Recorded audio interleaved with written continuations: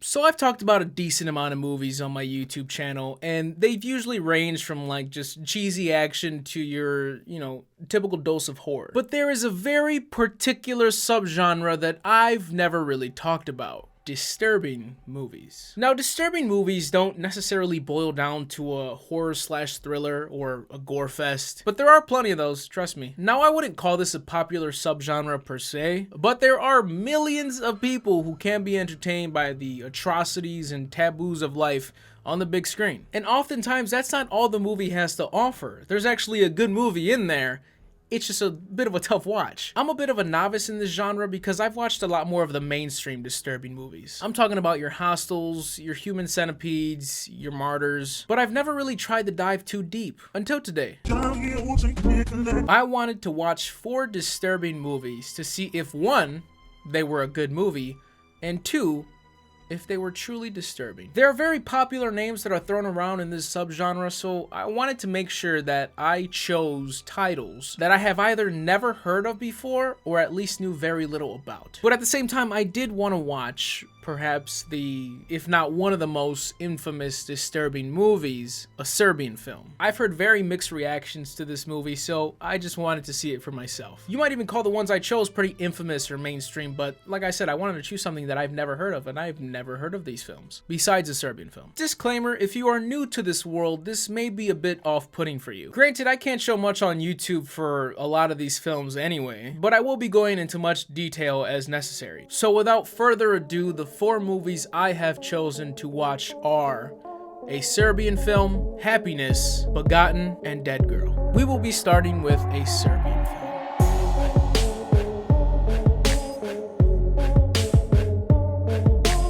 Released in 2010, A Serbian Film made the term controversial an understatement. I mean, this movie goes everywhere we never asked to go. We're talking incest, pedophilia, murder, torture, and sex all whipped up into one convenient runtime. But did it live up to the hype? Was I personally disturbed? Well, the movie starts with a porno.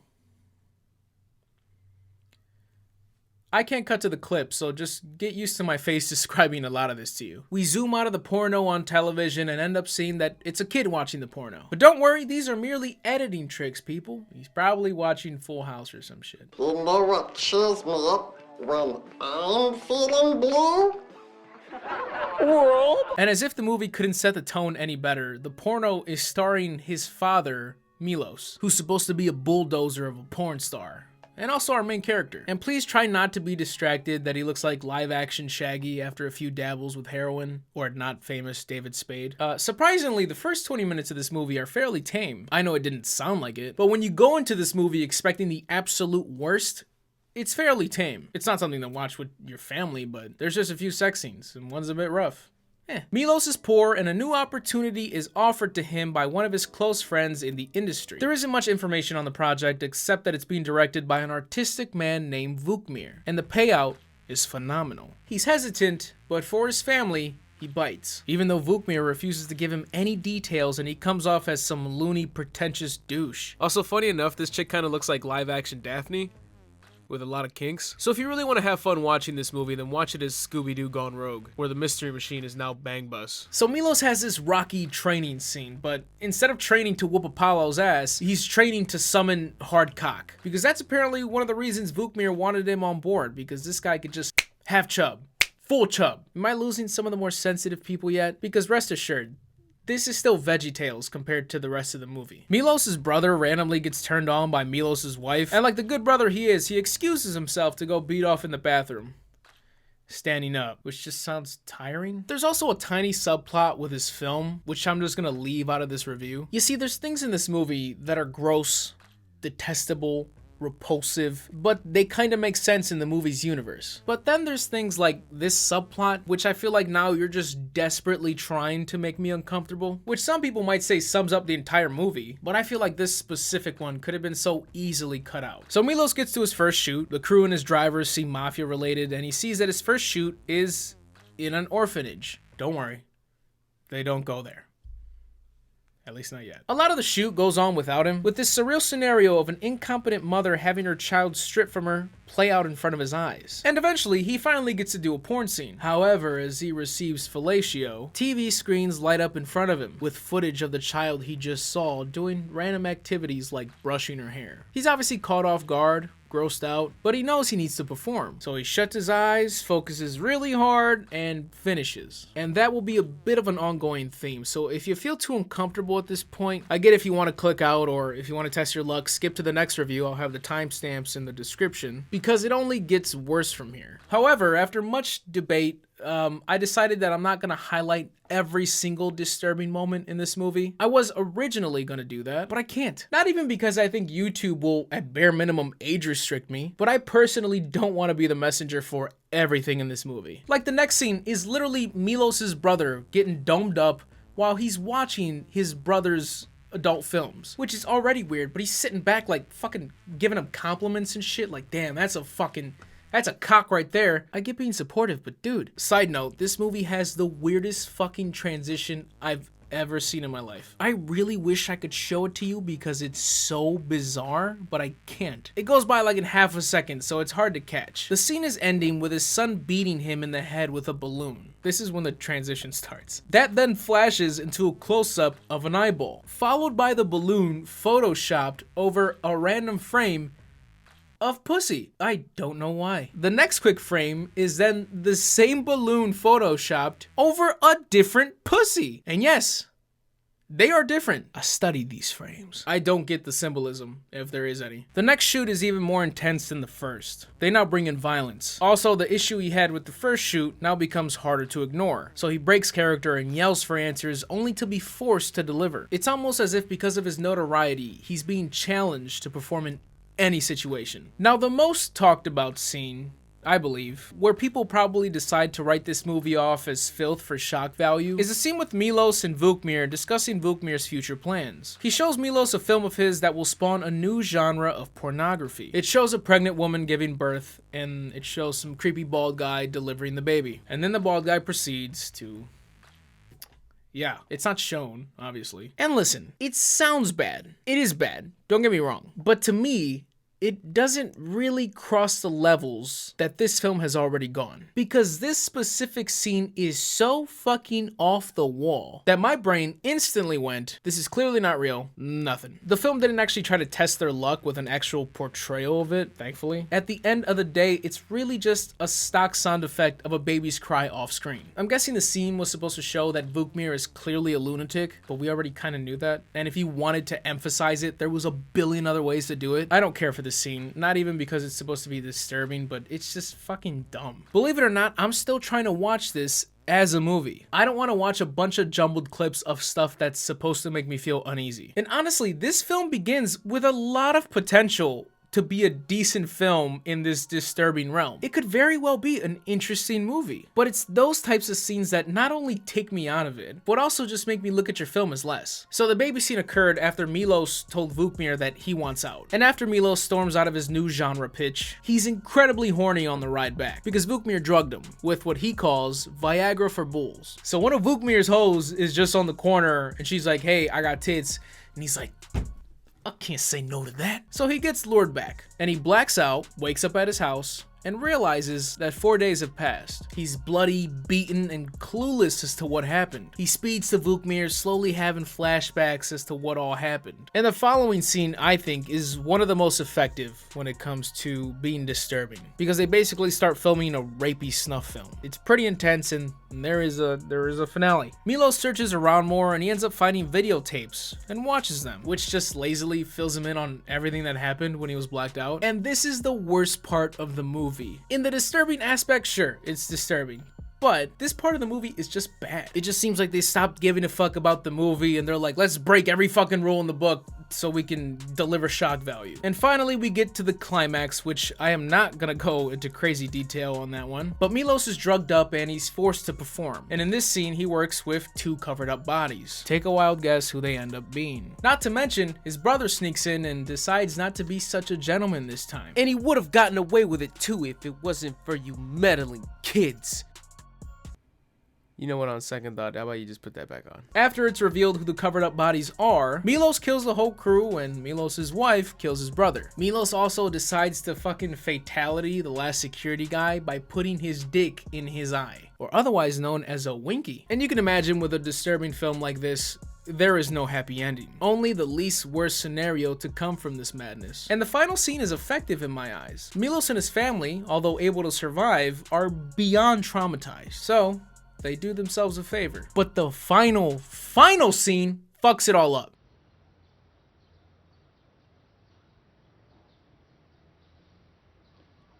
Ajde.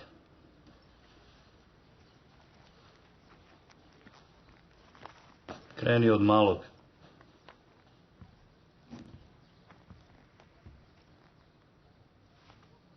I get it. I get why it's in there, but it just makes everything more stupid. Adds another layer that we did not need. So is the movie good? As I stated before, it had the potential to be good, but they couldn't fucking help themselves. The director has said that this film was a statement on the fascism of political correctness in Serbia, and I can't really verify that. So, if your ultimate goal was to be a straight up exploitation film as a middle finger to Serbia, you nailed it. I, for one, was hoping for a good movie as well. I don't feel like I got it. I'm feeling a strong 3 to a light 4. Tran, is the film disturbing? Yes, in the technical sense, but it was more cringy for me at the end of it. And not cringy in the way that social media has transformed the word, but cringy in the fact that it makes you cringe. You make a face, you lean back a bit, you wince your eyes. It wasn't actually until I came back to the movie to add to the script that I started to feel uneasy. Because as you can imagine, I wouldn't want to give the majority of these films a second watch. But yes, it is disturbing. Not for the faint of heart, and in my eyes, does live up to the hype. Now, would I recommend this film to anybody? Honestly, no. I guess if you have this sort of curiosity, be my guest. But if you felt pushed away at any point solely due to my commentary, you should probably not watch it. So now let's take a breather and move on to Begotten.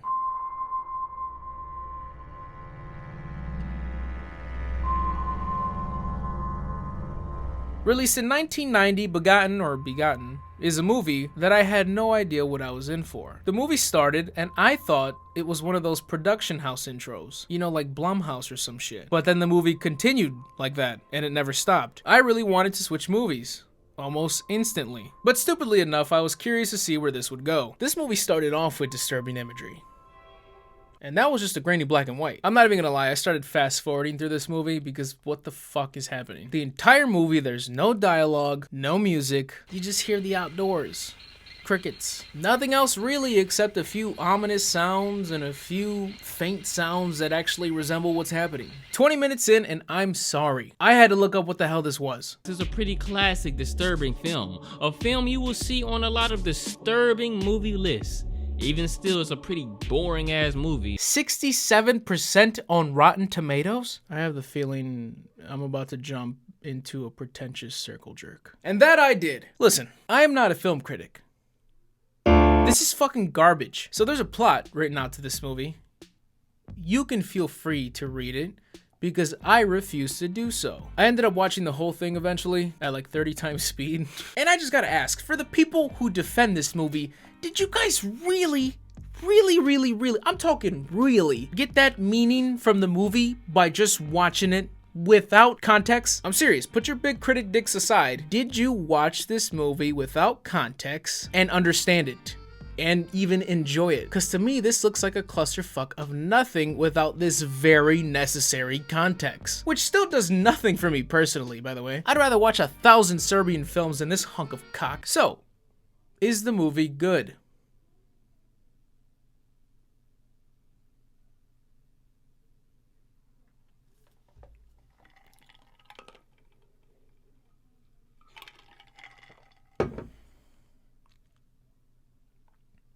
It's alright. Is the movie disturbing? Maybe. I would probably feel like death if I actually sat through the whole 75 minutes. Maybe that's the genius behind the film. They mentally torture you with this pretentious scramble of shots. I recommend this to 0 people. Even the people I think might like it. Which is fucking nobody. I'm feeling a light 0 to a strong my nuts. Tran, in all seriousness, if you like this film, that's cool, dude. I don't. Next film. Happiness. It's about time.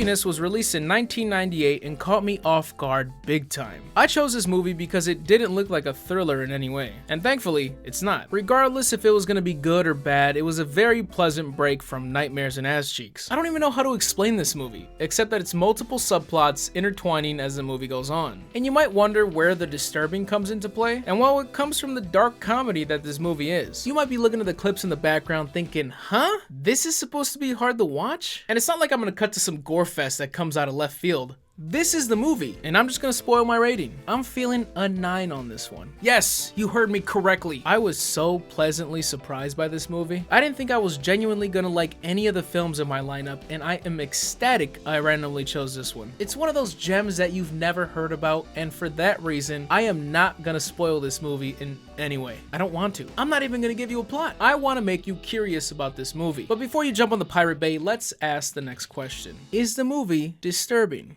Yes. Yes, it is. In my opinion, a certain subplot skyrockets the disturbing factor to the point where it's just like, did I just hear that right? Is this actually in the movie? If it sounds interesting and you think you can handle it, I recommend you watch it. Now the question is, will I recommend our final film, Deadgirl?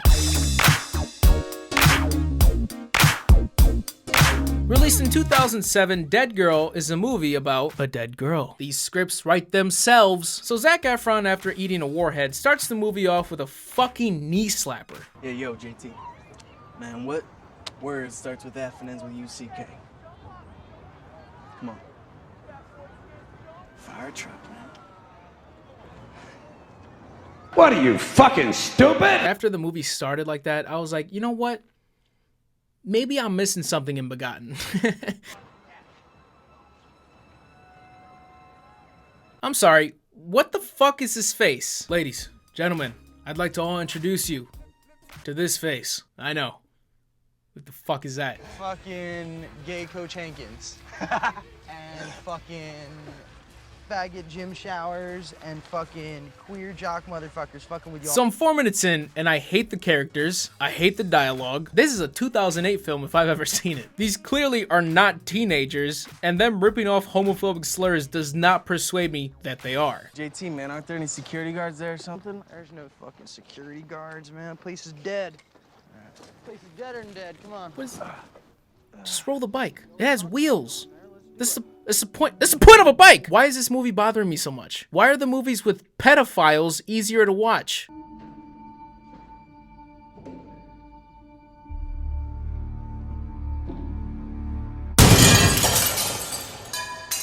Fuck you. I can barely understand these assholes, but for the glass breaking sound effect, the jerk off editing this layered it like 5 times over as a metaphor for your eardrum being shattered. Not to mention,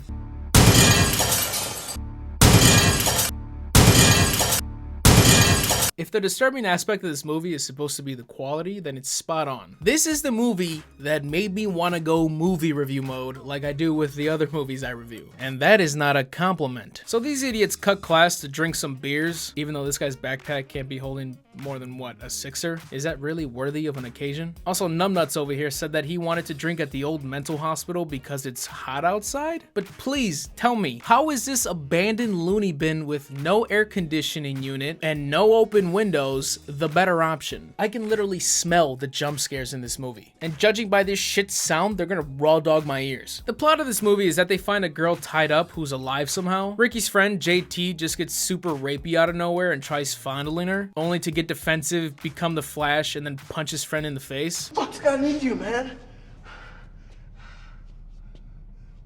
What horrible friends you two are. You really swung on your boy to get some decaying coochie? Ricky leaves, a bit of time passes, and then JT just lures Ricky back. And then he shoots the woman. Turns out, she's invincible. She never fully dies, which is a medical marvel. But for JT, that just means unlimited shags. What you think? About what? About hot pussy. She's staying here with us. But this stays between you and me, right? Yeah. I'm serious, man. This is our secret. Me and you. No! This is not your problem. Just leave. Who else is coming down here? She apparently can't talk, so it's not like she can rat you out. Are you this horny that you refuse to ignore this bruised and bloody fleshlight? Also, I'm supposed to believe your loyalty is the reason you're agreeing to this horse shit, even though you 100% disagree with your dumbass friend, are not on the same page as your dumbass pervy friend, and have a busted face due to your clearly unstable dumbass friend. So it seems like the disturbing aspect of this movie is the quasi-necrophilia, which doesn't really do anything for me, especially when it's ever so overshadowed by these horrendous actors. JT gets their other boy in the action because apparently they all like swimming in each other's special sauce. Ricky trades in his bike for bolt cutters like it's a Joe Hall video and comes to free the girl. By the way, not even joking, this girl is the best actor in the movie. While trying to free her, she grabs him crazy like, almost smacks up the other two, and JT now hates Ricky for trying to fuck up his whole operation down here. And you can start to tell that JT's clearly going fucking nuts.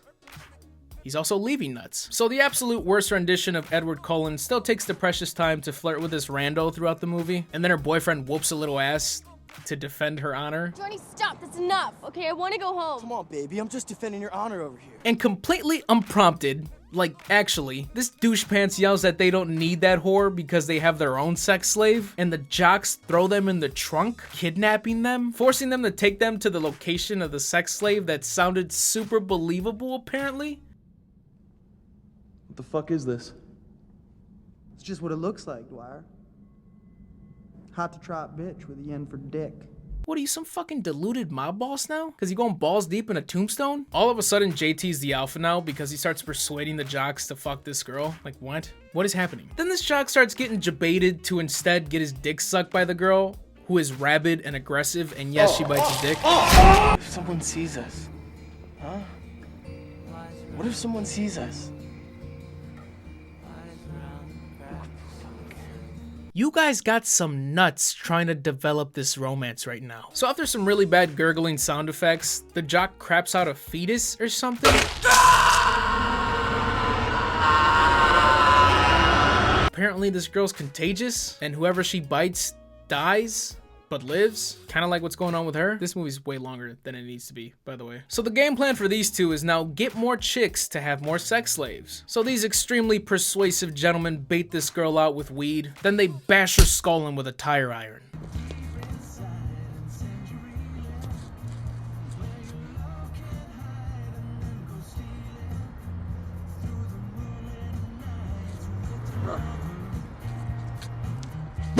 And then she beats the shit out of them. After having her skull bashed in with a tire iron. And I've never not understood the movie more. Was that scene supposed to be funny? You wasted like 10 minutes just to have me not laugh and just be more confused. The love interest Joanne shows up to yell at these guys about her boyfriend, the guy that got his dick bit. So they say, why don't we just show you what happened to him? Ricky shows up to save the day with his Shaolin sword. His buddies apparently took the time to hang up Christmas lights and decorate the place for some reason. Enough with the goddamn lights already, Wheeler! Who you trying to be? Anyway, man. Since day one, it's been you and me. It's been JT and Ricky all the way, man. What are you, a 90s R&B group? This final villain dialogue goes on for way too long. Joanne unties herself and the dead girl eats douche pants and Ricky and Joanne dip. At least they tried to. JT can't contain the dead girl so she eats him and then runs past Ricky. I'm assuming because he never dicked her down. Also, surprise, at some random point, JT stabbed Joanne. And I don't even get this dying scene because I can't understand what the characters are saying. Fucking Ricky's like, I love you, and she's just like, the movie ends with a montage of Ricky just living life. His best friend's dead, the love of his life is dead, and there's a rabid zombie woman loose, but don't mind me, I'm just skipping rocks. Joanne's tied up and wakes up at the end, by the way. Don't know how that actually impacts the story, but it sure is an easy out for the movie. So is this movie good? No. Is this movie disturbing? If you've watched anything mildly disturbing, you're alright. Would I recommend this film to anybody? Nah, it's not really boring. There are boring parts, but it's just more stupid. So stupid that it takes away from everything that they're trying to do. So now how do I rank these 4 films? Well, in terms of being a good movie, in order, it goes Happiness, A Serbian Film, Dead Girl, really? Then Begotten. In terms of most disturbing, in order. It goes A Serbian Film, Begotten, Happiness, then Dead Girl. You heard me correctly, Begotten is the second most disturbing movie I watched. I know I may not have justified that, but if you watched it, you'll be disturbed because just look at it, listen to it. It's just unusual. I don't fucking like it at all, but Happiness is not more disturbing than this movie. Because like I said, there's really one specific subplot that really amps up the fuckery in Happiness. And as weird as it is, it's not the entire movie like Begotten. And Dead Girl is just, doesn't get anything out of me. Now let me beat you commenters to the punch. These movies aren't even disturbing, dude. You should watch this one. Where did you get these suggestions? These pussy-ass movies. You chose a bunch of movies my little brother can watch. I get it. You're all epic edgelords. I'm sorry. If you'd like to give suggestions on disturbing movies that you may enjoy, feel free to comment them below. I don't think I'm gonna do this again, but maybe you'll find some new suggestions if you're a fan of this subgenre. Also, staying on theme, and before any of you guys throw this suggestion out there, I did review Salo or 120 Days of Sodom over on my Patreon. So if you got like $2 to throw my way, you could watch a dedicated review to that over on my Patreon and hear me talk about how fucking gross this movie is. That's one thing I am not. Is fine. If you enjoyed this video, please leave a like and subscribe because I have more content coming your way. Shout out to my wonderful patrons for supporting the boy, and shout out to my channel members for supporting the boy. And also shout out to Draws Randomly for retweeting my last video tweet. And as always, I am Mista-GG, and I am out. Next level.